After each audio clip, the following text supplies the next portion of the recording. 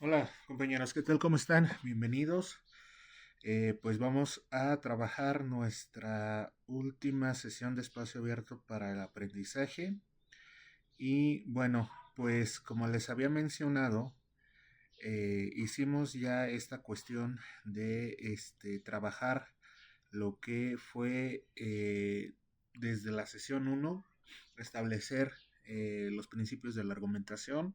Siempre he estado refiriendo de que la argumentación es una parte del pensamiento lógico y que como tal, ah, la lógica, compañeros, pues de origen aristotélico, que tiene como propósito pues sistematizar o crear patrones para indicar la manera en la cual el pensamiento puede tener una secuencia, y esta secuencia, entre mejor esté expresada, entre mejor esté llevada a cabo, pues tiene mayor probabilidad de que esta serie de pensamientos acomodados, o sea, argumentos, pues puedan conducir a una explicación, hacia un sentido de estar en lo correcto, hacia la búsqueda de la verdad o hacia estar, ¿no?, en el estado de la verdad. Así que ese es el propósito de la argumentación a grandes rasgos, como parte de el sistema o de la metodología de la lógica aristotélica. Paulatinamente con las siguientes clases pues trabajamos temáticas de los tipos de argumentos, de las falacias, de cómo llevar a cabo una discusión, un debate, pero en un sentido dialéctico, no nada más una diatriba de ver supuestamente quién tiene las mejores ideas por sobre los demás, y de que únicamente en el debate al final del día ha de relucir una perspectiva ganadora y el resto de las perspectivas que se dan como perdedoras, pues se deben de dejar de lado. No es esa la intención del debate, sino más bien el debate debiese de ser un espacio de construcción conjunta para hacer una visión más integral y más compleja de propiamente un tema que por sí mismo pues es complejo. Entonces, después de eso trabajamos la hipótesis, trabajamos los tipos de hipótesis, y finalmente en nuestra penúltima sesión trabajamos la manera correcta de cómo redactar un ensayo académico. Y también con ello pues yo um, eh, puse como ejemplo a puse como ejemplo una invitación que me hicieron para un concurso de redacción de ensayos. Entonces, eso fue lo que trabajamos. Y ahorita estuve revisando, compañeros, estuve revisando el foro, aprendiendo, por si alguno de ustedes quería dejar todavía en lo particular alguna cuestión que les gustaría que regresásemos, que pudiésemos hacer pues una serie de repasos, o abordarlo con otros ejemplos, o explicarlo de una manera más amplia, pero pues no ha habido como tal esa intención de querer, ¿no?, recapitular en concreto un tema o una cuestión de ese estilo. Entonces, ¿qué les parece si entonces, para concluir este, eh, esta última sesión, vamos a terminar hablando un poquito de todavía el pensamiento, de la razón, pero me gustaría terminar nuestro módulo con broche de oro, y me gustaría que trabajásemos a un autor muy interesante que se llama René Descartes.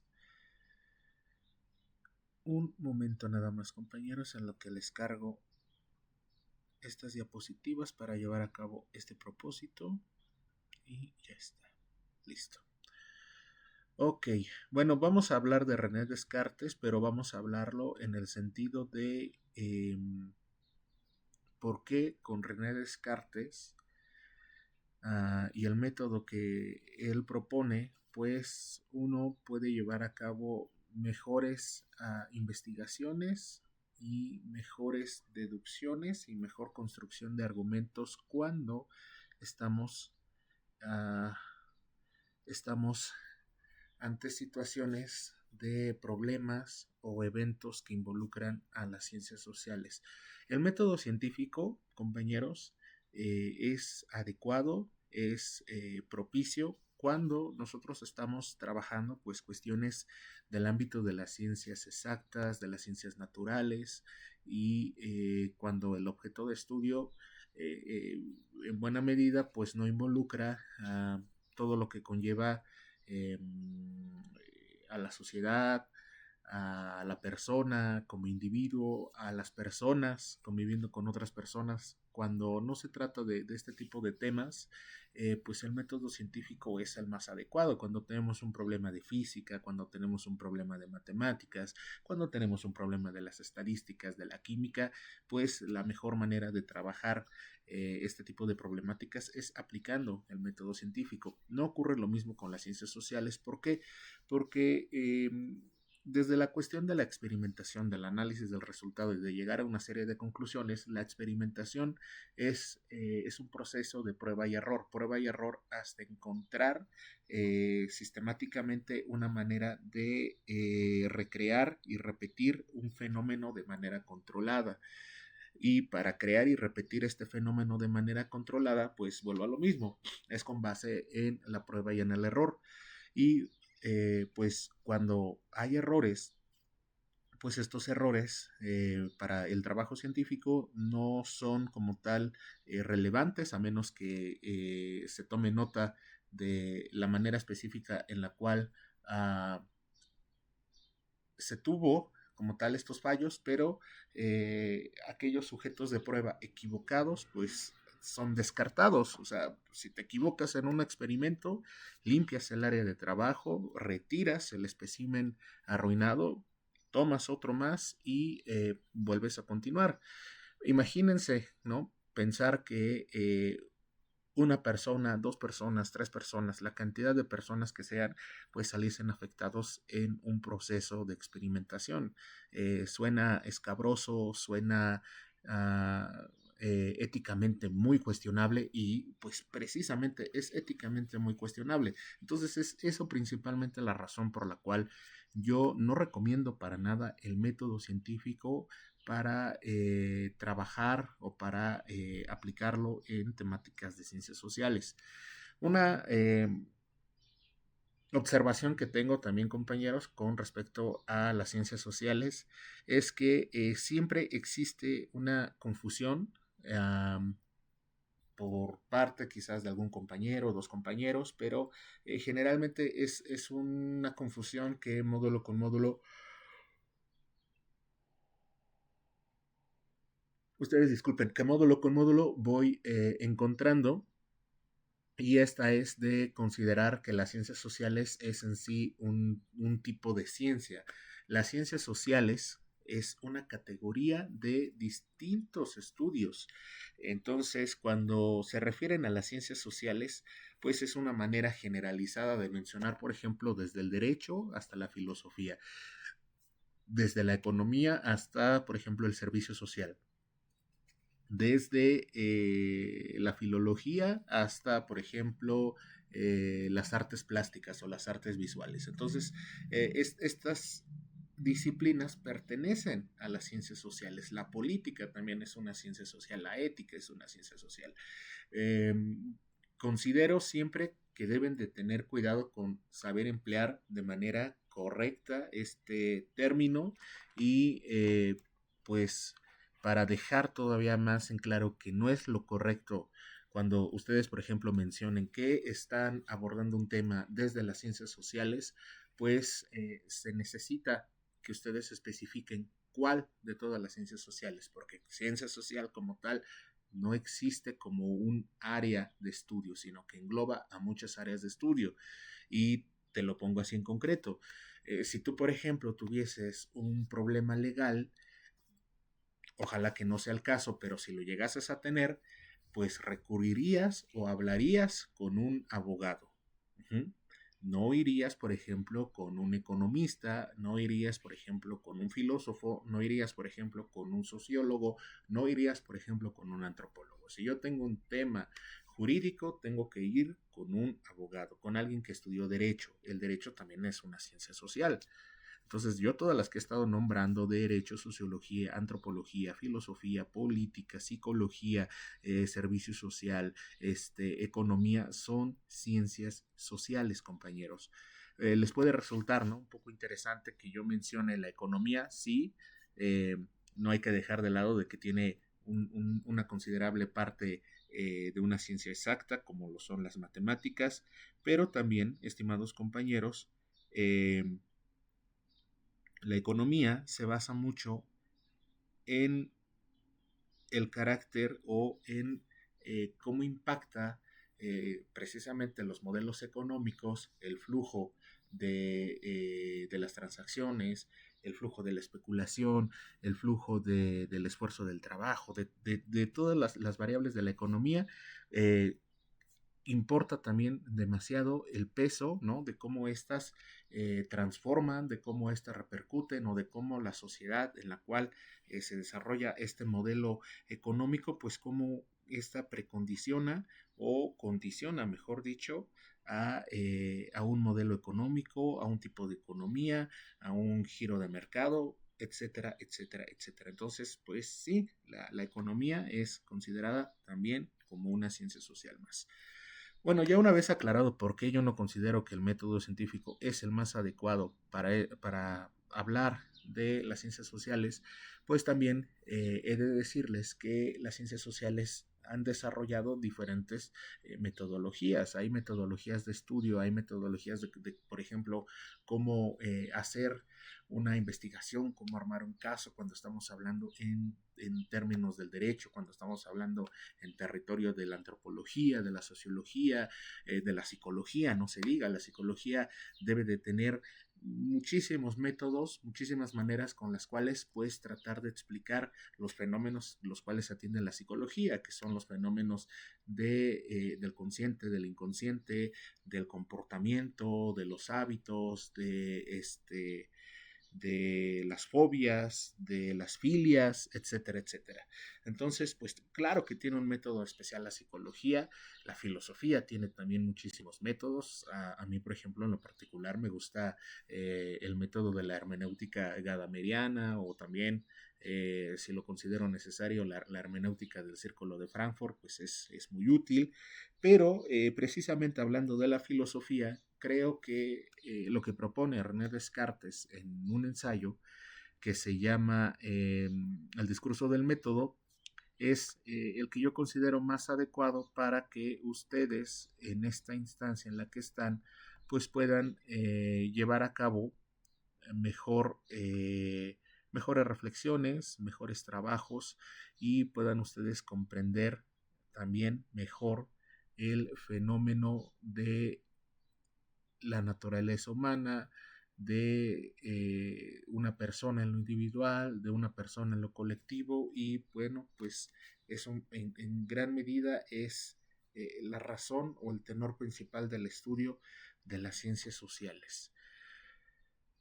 René Descartes, compañeros, ¿por qué? ¿Por qué elijo a René Descartes? René Descartes fue, es que decir que René Descartes fue nada más filósofo, pues es dejar muy, muy, muy corto todas las aportaciones, todos los valores que este autor nos dio a lo largo de la historia del pensamiento, de la historia del conocimiento, porque también, por ejemplo, René Descartes fue un matemático muy prominente. Tan prominente fue que incluso pues uno de sus aportes es una pieza fundamental no nada más en las matemáticas, sino inclusive en cosas que nos permiten hacer más ligera y fácil nuestra cotidianidad, como es el plano cartesiano. Sin un plano cartesiano, yo se los menciono, el día de hoy no tendríamos localización, no podríamos mandar ubicación, no podríamos hacer uso de aplicaciones como Maps, como Uber, como Didi, como todo lo que ustedes gusten y manden. ¿Por qué? Porque esto funciona con localización y esta localización se hace utilizando el plano cartesiano para trazar, en este caso, con los mapas, pues trazamos coordenadas en específico. Entonces, René Descartes en el terreno de las matemáticas aporta esto, es lo más importante, el plano cartesiano. Hace también grandes aportes en geometría analítica. Tengo entendido de que va a haber un módulo de matemáticas, bueno, va a haber varios módulos de matemáticas y creo que sí les va a tocar dentro de los módulos que más adelante van a ver, les van a tocar uno de geometría analítica y muy probablemente varias de las cosas que ustedes lleguen a ver en este módulo pues son resultado de las investigaciones de René Descartes. Entonces ahí también lo van a recordar. Y bueno, finalmente René Descartes, como un gran entusiasta de la filosofía, de las matemáticas, si mal no me falla la memoria, también fue entusiasta de la astronomía, también fue entusiasta, por ejemplo, este libro, ¿no? Discursos del método, pues hay una parte también dedicada a los viajes, hay una parte también dedicada a los forasteros, entonces incluso hasta podríamos decir que en términos modernos René Descartes pudo haber sido también catalogado como un blogger, pero en este caso un blogger de viajes, ¿no? Como Alan por el mundo. Y, pero lo que respecta también a la vida de René Descartes es que él inclusive también sirvió como soldado en una de las guerras más importantes que vivió el mundo occidental, como lo fue la Guerra de los 30 años. Esta guerra, a grandes rasgos, pues fue un enfrentamiento de varios reinos de Europa que se dividieron en dos bandos principales, que eran los reinos católicos contra los reinos protestantes. Y ahí René Descartes sirvió como soldado o como sí, como soldado del lado católico, aunque él era francés, y como ven en el mapa, Francia estaba definida como un reino protestante, pero René Descartes sirvió a un señor, a un rey católico, como lo era el rey de Baviera, Baviera, donde actualmente pues es la ciudad donde juega el Bayern München. Entonces, uh, ahí fue con él, sirvió René Descartes del lado de los católicos. Menciono todo este contexto, compañeros, ¿por qué? Porque en esta guerra de los 30 años, el tiempo que René Descartes estuvo, pues fue cuando se le ocurrió escribir el discurso del método. El discurso del método, incluso hasta lo dice René Descartes dentro de ese ensayo, a René Descartes se le apareció todas estas develaciones de ideas, se les aparecieron a él supuestamente en sueños y soñando, pues fue como como él pudo y entendió que tenía que escribir estas reflexiones y especialmente lo que ahora quiero hablarles, llegar a hablar de algo que se llama las reglas de la dirección del espíritu, que son a grandes rasgos 4 reglitas muy importantes con las cuales René Descartes nos dice que con ellas vamos a poder tratar de llegar a un verdadero sentido de la verdad. Todo esto parte, compañeros, de que René Descartes pone en entredicho en buena mayoría el fundamento aristotélico de la verdad. ¿Cuál es este fundamento aristotélico de la verdad y cuál es también a su vez el gran trasfondo o la gran fundamentación del pensamiento lógico aristotélico? Yo les había mencionado, compañeros, cuando nosotros vimos a Aristóteles, que Aristóteles preferentemente o en buena medida su obra es catalogada como una filosofía materialista. ¿Por qué? Porque Aristóteles sí le da un amplio peso, sí le da un amplio reconocimiento a las experiencias. Las experiencias como experiencias que son necesarias pues para que nosotros podamos conocer cosas.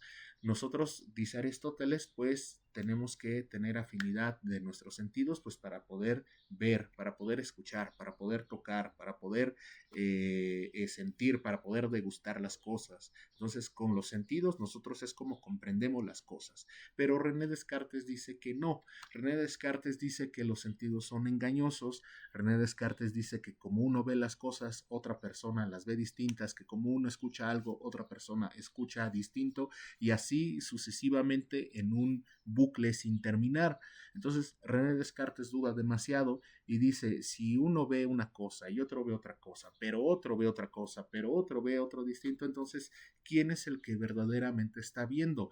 ¿Cuál es la verdadera imagen? Si yo cuando escucho las cosas, a mí me parecen de este modo, pero yo le pregunto a otra persona, oye, ¿tú cómo escuchaste esto? ¿A ti cómo te pareció esto? Esta persona te va a decir opiniones, algunas coincidirán contigo, pero otras no. Entonces también va sucediendo lo mismo de esta manera.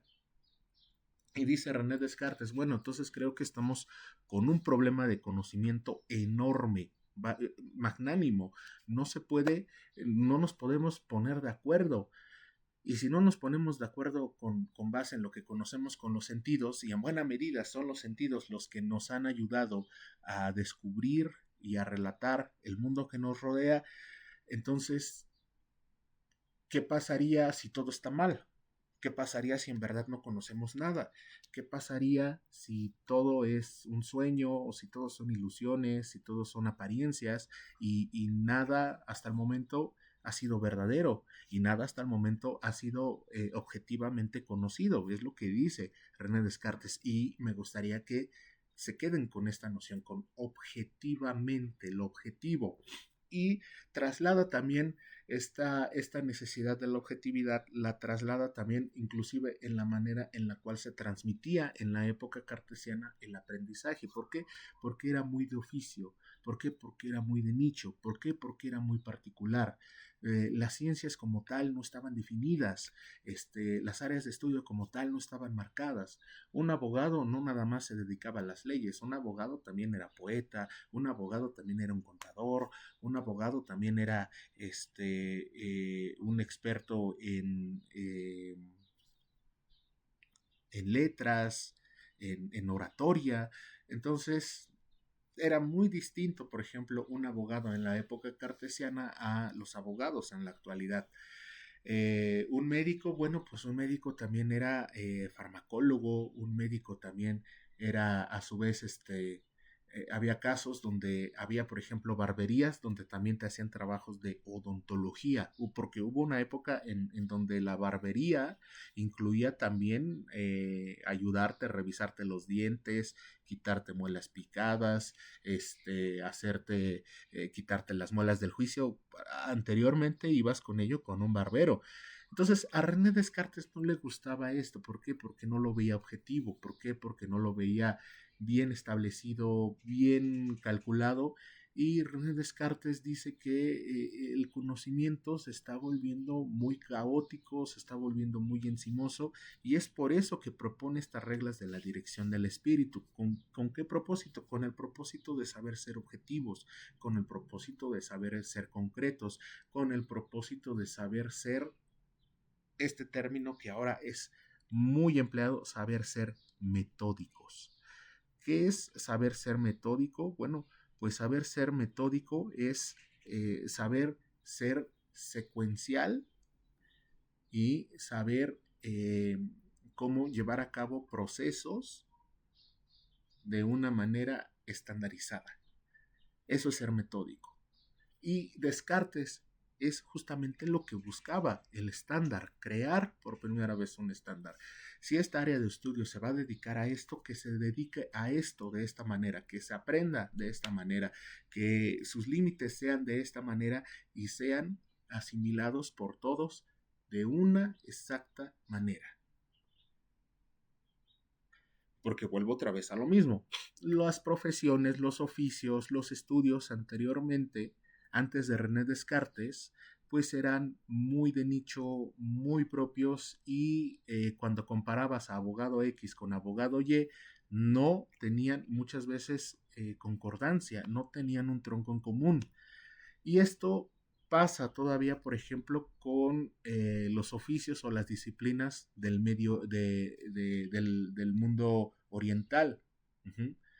Este, Piensen, por ejemplo, en las artes marciales. Yo creo que todos hemos visto en algún momento alguna película, alguna serie, donde pues hay artes marciales como el karate, como el judo, como otras disciplinas, y en las cuales pues aprendes estas disciplinas yendo al dojo de un sensei. Y este sensei pues tiene una propia metodología, tiene su propio estilo de enseñar las artes marciales.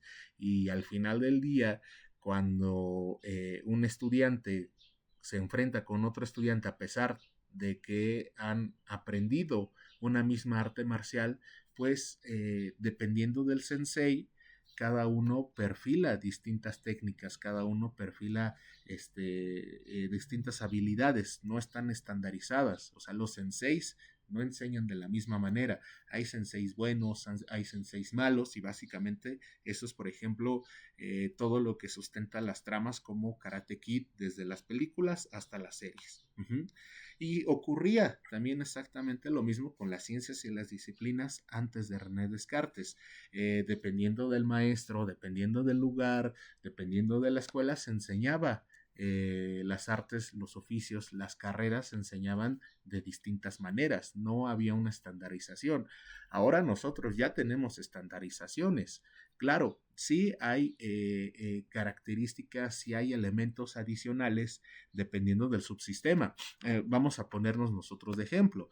Ustedes, por ejemplo, están en un bachillerato general a distancia, y a su vez, bueno, por el formato de estar a distancia, sí difiere de un bachillerato general presencial, ¿no? Y aparte también por el giro, por el tipo de estudiantes que son ustedes, que son estudiantes que, como muestran, por ejemplo, los estudios estadísticos, pues son ustedes estudiantes también económicamente activos, familiarmente responsables, etcétera, etcétera, etcétera, y pues eso les quita un poco más esta libertad o esta disponibilidad que tendrían en caso de que no fuesen laboralmente activos o que no fuesen familiarmente responsables, ¿no? Que pudiesen ustedes ser como los chavos de la prepa, independientemente de su edad, y pues que tuvieran todo el apoyo para poder ir de manera presencial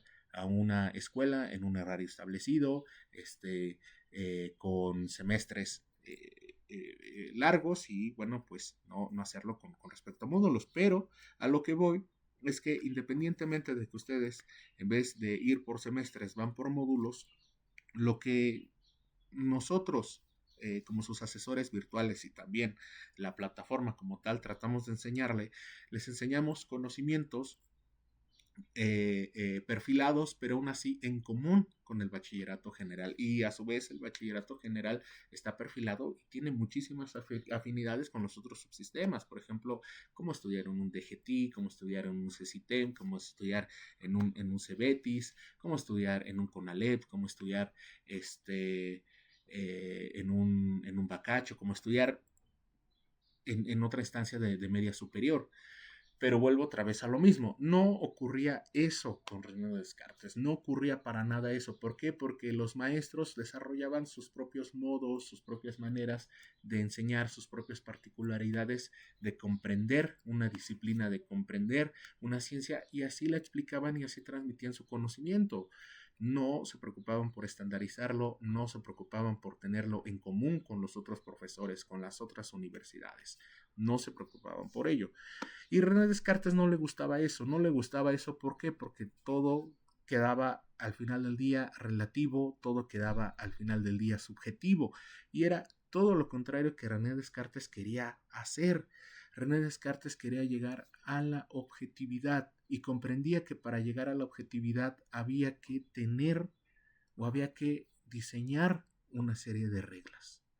Y son precisamente estas las reglas que nos presenta René Descartes, que tienen el gran propósito de hacer objetivos al conocimiento, de hacer objetivo a las ciencias, de hacer objetivo al estudiante pero también de hacer objetivo al día de mañana al profesor, al investigador, al médico, al abogado, al economista, al filósofo. Entonces, ese es el gran propósito del discurso del método y especialmente este apartado de las reglas de la dirección del espíritu. Se las voy a mencionar y se las voy a explicar también. Y creo que con esto, compañeros, pues estaría cerrando nuestro, nuestro módulo y hay un temita ahorita, ya llevo rato que estoy viendo que no puedo ver este los comentarios, estimados compañeros. Y tampoco ahorita no sé qué pasó porque estoy tratando de checarlo aquí en YouTube. Bueno, obviamente le estoy bajando el volumen para no laguear, pero sí se me hace raro que ahorita no pueda ver sus comentarios, pero ya saben, con lo de la asistencia, pues sigue funcionando lo del mensaje por privado y aparte, eh,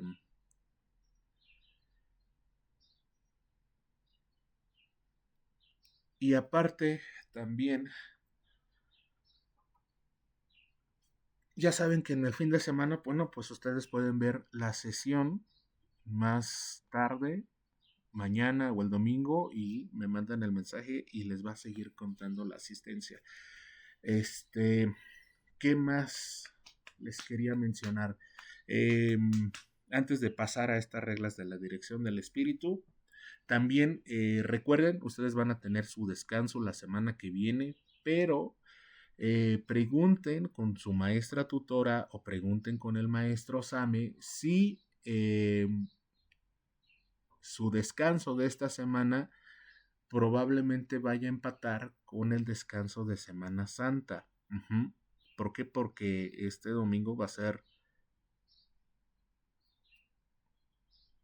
No, compañeros, perdón, creo que vamos... Uh-huh. Vamos a entrar en descanso, tanto ustedes como yo.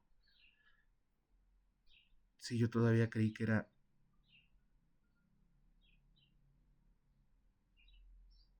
de esta semana a la que viene, pero no.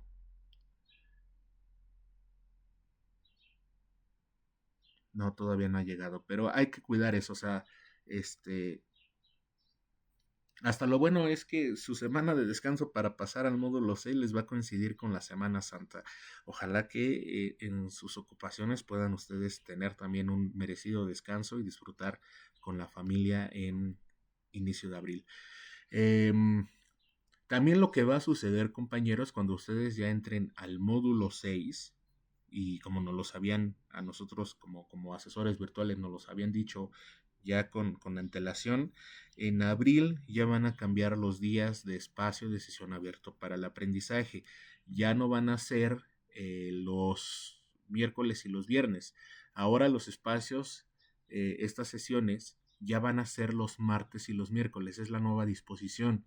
Y si mal no me falla la memoria, este cambio a ustedes se les va a hacer efectivo a partir del módulo que viene, el módulo 6, que si mal no me falla la memoria, bueno, pues su siguiente módulo va a ser inglés. Entonces, recuerden, van a tener sus próximas sesiones de espacio abierto para el aprendizaje con mi colega que viene en el módulo 6. Las van a tener los martes y los miércoles para que tengan contemplado esto de que probablemente este es el último viernes que tienen que estar conectados a una sesión de espacio abierto para el aprendizaje, así que también vamos a poder disponer más y mejor de los viernes. ¿Por qué? Porque reitero, martes y miércoles van a ser los nuevos días en los cuales vamos a trabajar estas sesiones de espacio abierto para el aprendizaje. Bueno, ya después de esta ventana, de este paréntesis, vamos ahora sí con las reglas de la dirección del espíritu. La primera regla de la dirección del espíritu que dice, no admitir jamás cosa alguna como verdadera sin haber conocido con evidencia que así era. Les había dicho que Descartes está invalidando a Aristóteles por este sentido materialista y Descartes no confía en los sentidos, pero aquí está reafirmando también Aristóteles. No es completamente contrario a Aristóteles Descartes. Yo consideraría que de hecho es corrector y complementario de. ¿Qué quiere mencionar esto? Bueno, pues es una reiteración a algo que incluso habíamos visto desde Aristóteles. Yo les había dicho, compañeros, hay que tener siempre cuidado de que la información que manejamos dentro de un argumento sea información que nos conste. Aristóteles nos dice que el constar es que a través de la experiencia propia, pues nosotros podamos dar fe y testimonio de que en efecto las cosas así son. ¿Por qué? Porque las vi, porque las escuché, porque las sentí, porque etcétera, etcétera, etcétera. Necesito yo saber que tengo esa certeza. Y si no la tengo, bueno, pues me puedo atener a estar en una equivocación. ¿Por qué? Porque si yo baso lo que voy a decir, lo que voy a comentar en supuestos, genuinamente el supuesto puede estar mal. Genuinamente la información que a mí me dicen, que a mí me comentan, puede estar mal. Entonces hay que tener cuidado siempre, nos dice Aristóteles, nos dice Descartes y Aristóteles, hay que tener cuidado con lo que creemos. Uh-huh. Hay que buscar esa certeza, no hay que quedarnos nada más con el comentario de los demás, no hay que quedarnos nada más con la opinión de los demás, no hay que quedarnos nada más con la perspectiva de las demás. Descartes y Aristóteles nos invitan a nosotros mismos comprobar las cosas, nosotros mismos ser testigos de las cosas. Eso es algo muy importante en el pensamiento de René Descartes y de Aristóteles, esa certeza de que nosotros sí estamos haciendo verdaderamente un esfuerzo por ser nosotros los que atestiguamos las cosas, ser nosotros los que estamos presentes en las cosas. La segunda regla nos dice, hay que dividir cada una de las dificultades que examinaré en tantas partes fuera posible y en cuanto requiere su mejor solución. Aquí, compañeros, esta segunda norma es precisamente la que busca hacer objetivo al conocimiento, hacer objetivo a las ciencias. Cuando René Descartes dice que hay que dividir las cosas en tantas partes se necesitan, no es una invitación a que cada uno de nosotros, cuando veamos un tema, nosotros lo fragmentamos como Dios nos dio a entender. Nosotros a ojo de buen cubero hacemos cortes acá y hacemos cortes acá y hacemos cortes acullá. No es para nada lo que nos está diciendo Descartes que hay que hacer. Lo que Descartes nos está diciendo es que para fragmentar las cosas hay, en primer lugar, saber elegir a una ciencia. Y la ciencia, ahora sí, la chamba de las ciencias es que ésta tiene que ofrecer una perspectiva, una metodología, un esquema de cómo va a fragmentar la realidad independientemente de la circunstancia, pero ellos van a mantener esa constante. Es esa la clave con la cual también las ciencias se definen y se saben la certeza, la seriedad con la cual se están conformando. Si te dan esta certeza, esta constancia de que independientemente de la situación, la ciencia fragmenta de un mismo modo, entonces sí, efectivamente, estamos hablando o estamos enfrente de una,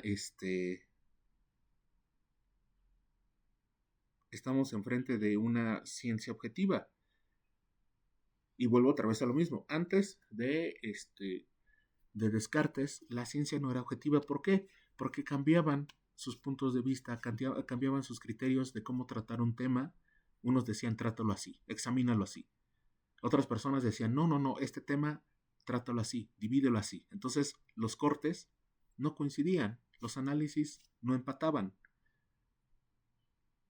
La ciencia lo que tiene que hacer es siempre fragmentar de una misma manera, siempre desmenuzar las cosas de un mismo modo. Compete a uno, corresponde a uno saber elegir cómo yo voy a querer o dónde me conviene mejor hacer esa división. Pero eso es sabiendo, a su vez, los límites, los alcances y las pertinencias pues de una ciencia. Creo yo que nunca los limité, compañeros, por ejemplo, en que los temas tales se debían de ver únicamente con ciencias tales. Por ejemplo, yo con las drogas jamás los limité a que únicamente con una perspectiva jurídica, con una perspectiva médica, pues fueran como las únicas dos perspectivas que ustedes pudieran elegir. Hubo quienes quisieron hablarlo desde la historia, hubo quienes quisieron hablarlo desde la economía, hubo quienes quisieron hablarlo desde la política y hubo quienes se equivocaron y mencionaron que lo iban a abordar desde las ciencias sociales. Otra vez les vuelvo a decir, ahí es un área de oportunidad. ¿Por qué? Porque ciencias sociales son muchas ciencias sociales. O sea, cuando alguien puso, lo voy a abordar desde las ciencias sociales, me está diciendo que lo va a abordar desde el derecho, desde la sociología, desde la antropología, desde la filosofía, desde la filología, desde la ética, desde la política, desde el servicio social, desde la economía, desde la etnografía, desde la arqueología, desde la paleontología, desde la historia, desde las ciencias documentales, desde la literatura. ¿Qué más? Desde el marketing, porque también el marketing es una ciencia social como tal, desde la psicología. Entonces, todas esas perspectivas me estaría diciendo un compañero que las está abordando cuando no es la circunstancia. Quizás el compañero solo se quería referir a la sociología, pero vuelvo otra vez a lo mismo. Es mi deber yo averiguar cómo esta ciencia, cómo esta disciplina fragmenta la realidad. Y si me gusta cómo hace esta fragmentación, la elijo, no pasa nada. ¿Quién dice que una problemática de las drogas no se puede abordar, por ejemplo, desde la música? ¿Quién dice que una problemática de las drogas no se puede abordar, por ejemplo, desde una ingeniería? ¿Quién dice que, por ejemplo, las drogas no se puede abordar hasta de algo muy inusual, a la veterinaria, a la geografía? Si me convence a mí el análisis, la fragmentación que ofrece la veterinaria, y la quiero empatar con X tema como las drogas, perfectamente puede y tiene que hacerse así. Pero aquí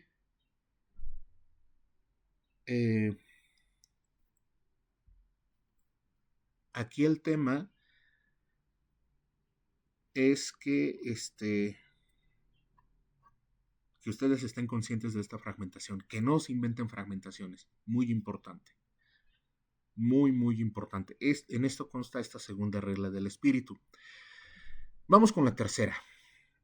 Hay que conducir en orden los pensamientos, empezando por lo más simple y lo más fácil, para ascender poco a poco gradualmente hasta el conocimiento de las cosas más compuestas e incluso suponiendo un orden entre los que se preceden naturalmente. Uh-huh. Sin más, compañeros, pues es esta también la explicación, el orden que yo le he dado al módulo en sí. Yo les había mencionado que yo muchas veces no comparto la manera en la cual semana a semana están estructurados los temas o se les comparte la información, porque a veces es como un ir y venir. O sea, yo no considero que hubiese sido propicio que desde la semana 1 a ustedes les pidiesen actividades de redactar ensayos, porque todavía no estaban listos para redactar un ensayo, porque tenía yo que gradualmente explicarles en qué consta la argumentación, comprender primero argumentos, uh-huh, en lo general, argumentos en distintos ejemplos como deducciones, inducciones, como analogías, como saberlos identificar de otros autores, para posteriormente ya después hablar de hipótesis de investigación, de cómo yo crear mis propios argumentos, de cómo yo poner orden a mis propias ideas originales. Y ya estas ideas originales, sustentarlas y saberlas expresar en un ensayo académico. También otro ejemplo de esta cuestión y que le da sentido inclusive a la educación hasta nuestras fechas, pues es la escuela. La escuela, compañeros, también, o sea, la manera en la que ahorita la conocemos, que hay un jardín de niños, que hay una primaria, que hay una secundaria, que hay ahorita en donde estamos, media superior, que hay estudios superiores, que hay estudios de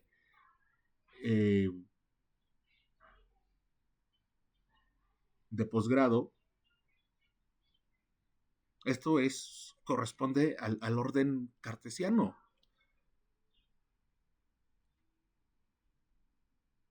¿Por qué? Porque nos los está diciendo. Hay que empezar siempre de lo más simple a lo más complicado. Un kinder, luego una primaria, luego una secundaria, luego una preparatoria. La dificultad es gradual. A un niño de kinder no le vas a meter cosas de secundaria. A un niño de secundaria no le vas a meter temas de la universidad, sino que vas a respetar el proceso. Incluso hasta en los grados. Hay primero, segundo, tercero, cuarto, quinto, sexto. Hablando en términos de la primaria.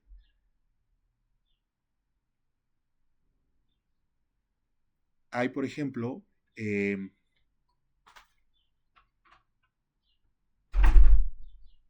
inclusive también la manera en la que están estructurados aquí los argumentos. No están viendo los módulos más difíciles al inicio. Empezaron con cuestiones más sencillas, empezaron con cuestiones más tranquilas. Poco a poco van a ir aumentando la dificultad, poco a poco los módulos más complejos estarán hasta el final.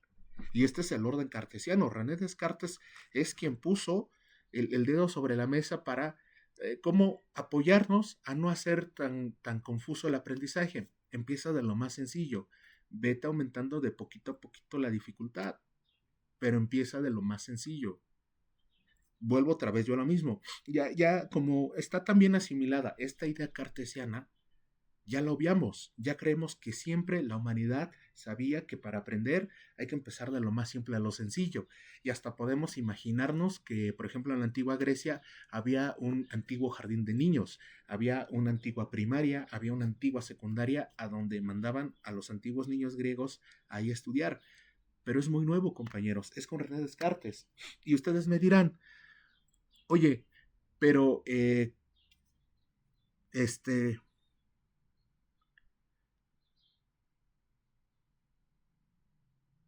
oye, pero entonces, ¿cómo aprendían en aquellas épocas?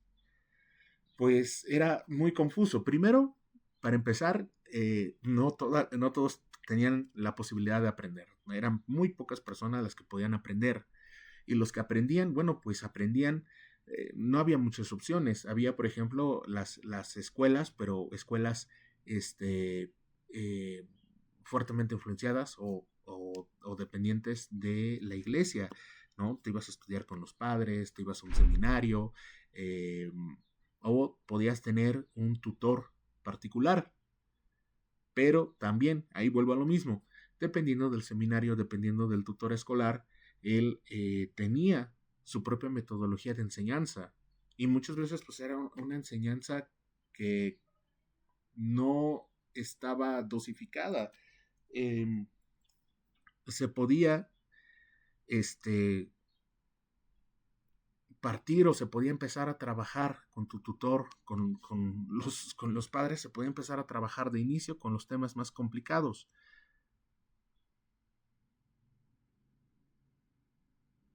Y poco le iba a importar al padre o al tutor académico que tú estuvieras comprendiendo o que se te resultara difícil aprender. Él iba a su ritmo, él iba a sus tiempos, él iba con sus temas, él iba con sus explicaciones, no importándole si antes tú ya tenías bases. si antes tú ya tenías conocimientos previos?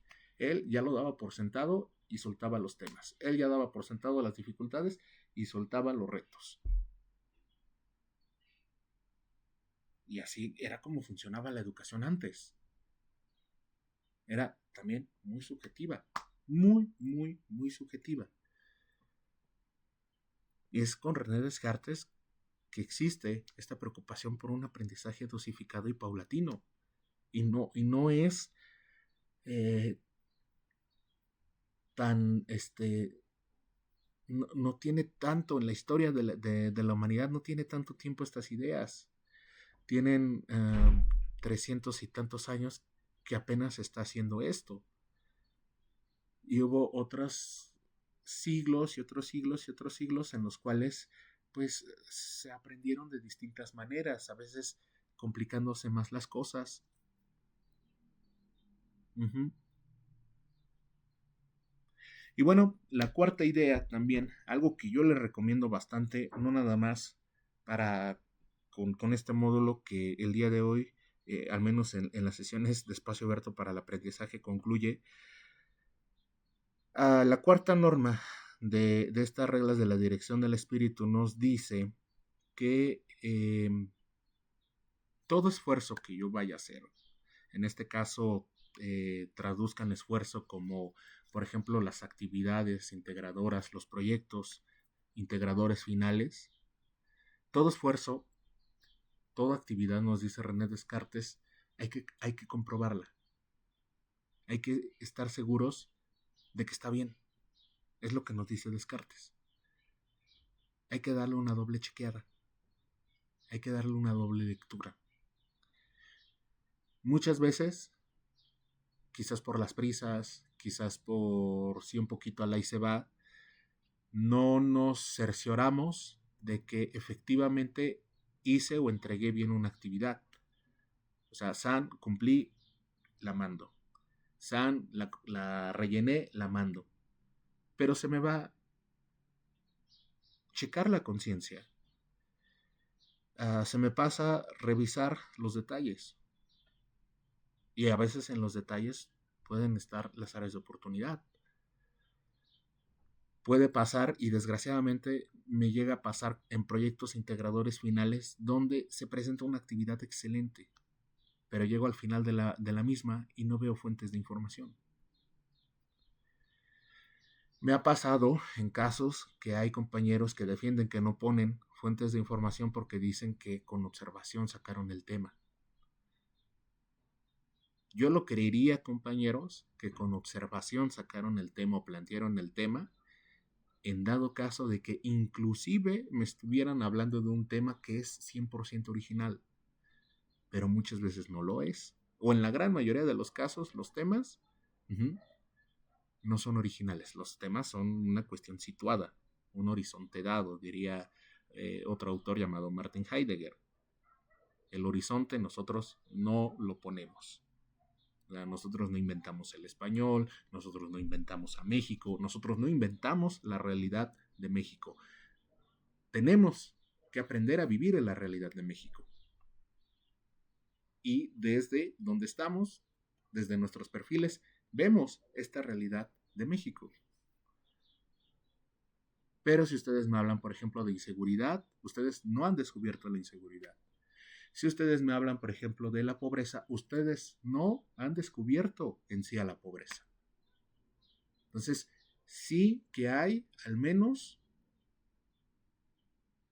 de los temas, sí que hay, y debe de ser su responsabilidad, vuelvo otra vez a lo mismo, que revisen una o dos fuentes previas para tener el contexto, para que ustedes mismos sepan que posteriormente de lo que van a hablar, sí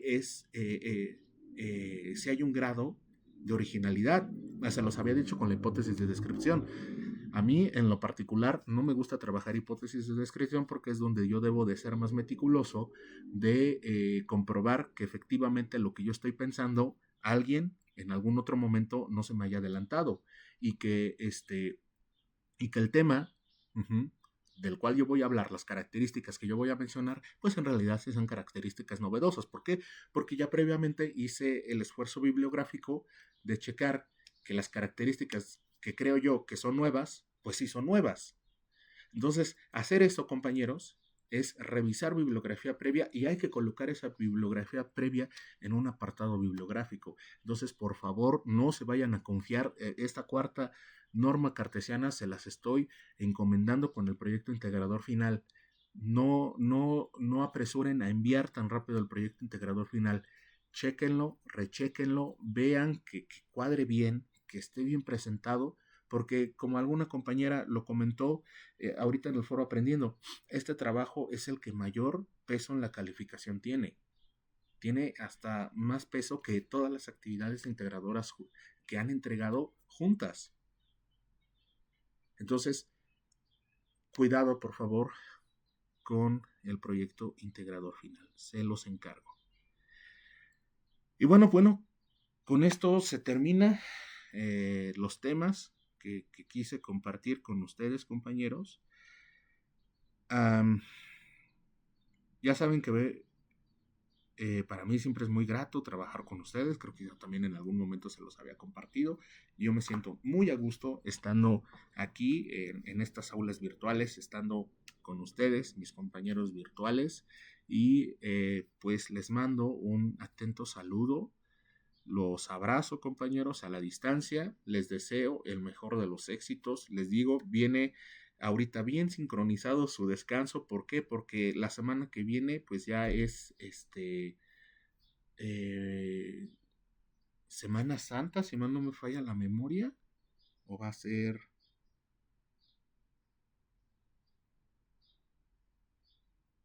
Sí, no, ya es esta Semana Santa, compañeros. Bueno, la semana que viene, porque este domingo ya va a ser Domingo de Ramos. Entonces, pues a lo que quiero mencionar es que les va a empatar su semana de descanso acá con Semana Santa.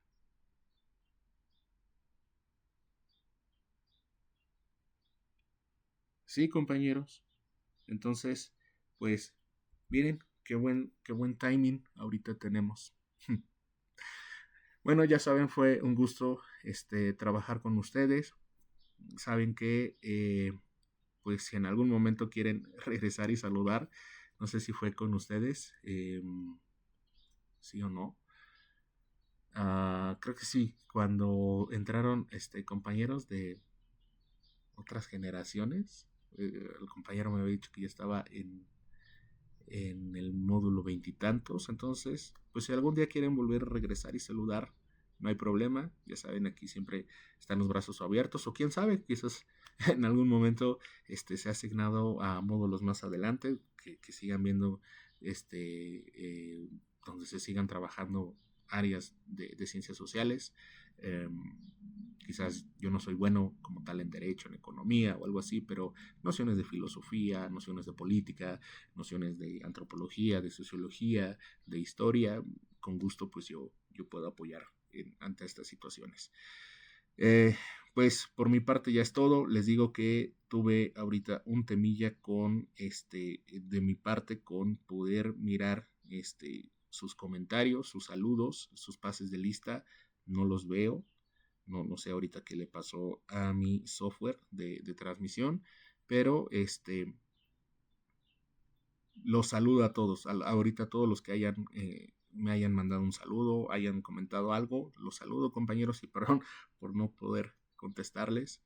Ojalá que después en el video guardado se quede, no sé, pero bueno, fue esta la situación. Entonces, sin más, chau, me despido. Excelente viernes y excelente semana de descanso.